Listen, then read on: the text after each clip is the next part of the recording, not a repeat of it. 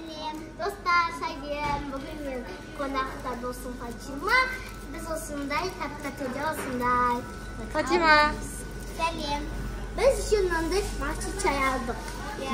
Ас болсын. Біз қазір тап-тәттің тамақтарын салып отырмыз. Біз қалай сурет салып болдық. Міне. Керемет. Фатима, көрсетсей, Фатима. Керемет. Күшті. Қане, сенің миньонды көрейік. Вау. Мен миньон содан қайтамын. Күшті. Кәнекей. Сенікі қандай?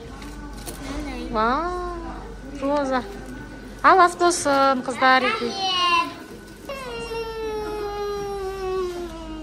Қандай дамды. Фатима, есіп.